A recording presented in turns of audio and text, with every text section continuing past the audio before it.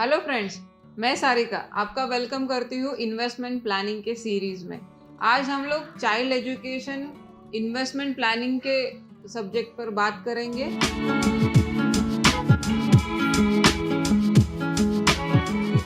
क्या आपने कभी एजुकेशन इन्फ्लेशन के बारे में सोचा है?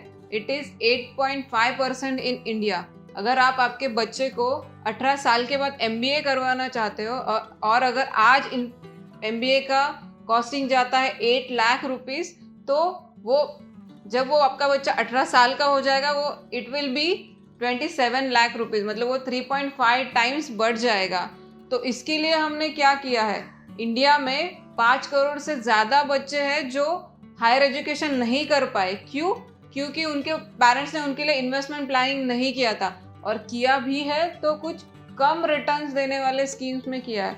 तो वही हम कंपैरिजन करेंगे आज कि गवर्नमेंट की स्कीम है सुकन्या समृद्धि और अगेंस्ट म्यूचुअल फंड के SIP में हम लोग अगर वो बच्चे के नाम पे इन्वेस्टमेंट करते हैं तो क्या रिटर्न्स बनेंगे। ये कंपैरिजन चार्ट जो हमने दिखाया है सुकन्या समृद्धि और म्यूचुअल फंड का कंपैरिजन हम ले रहे हैं। यहाँ पे हमने दोनों ही सिनेरियोस लिए हैं कि लमसम इन्वेस्टमेंट भी कर रहे हैं प्लस 5000 अगर मंथली हम लोग इन्वेस्ट कर रहे हैं तो कैसे रिटर्न्स बनेंगे। अगर सुकन्या समृद्धि में हम लोग लमसम डाल रहे हैं 1 लाख रुपीज़ और जिसमें 7.5% रिटर्न्स हमने लिया है।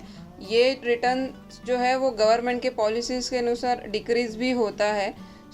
अभी तो करंट रेट इज़ 7.5%, हमने वही लिया है। तो वो अगर रिटर्न्स हम लोग पकड़ते हैं तो 1 लाख रुपीज़ का हो जाता है 3,67,000 लमसम।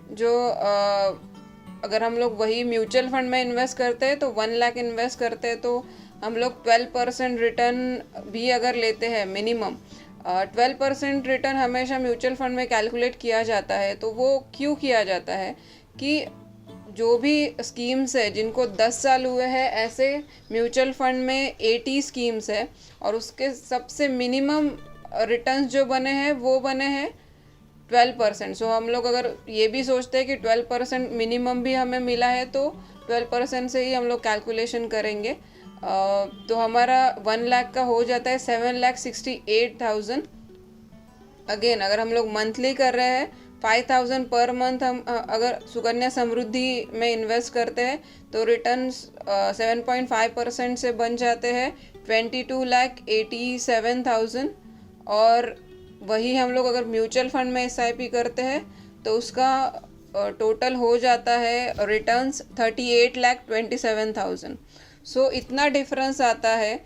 और जैसे हमने इन्फ्लेशन का बात किया, किड्स के एजुकेशन का जो इन्फ्लेशन है वो बढ़ता ही जाएगा। आपको वाइजली इन्वेस्टमेंट तो करना ही है, लेकिन राइट स्कीम में या राइट प्लान में आपको इन्वेस्ट करना है।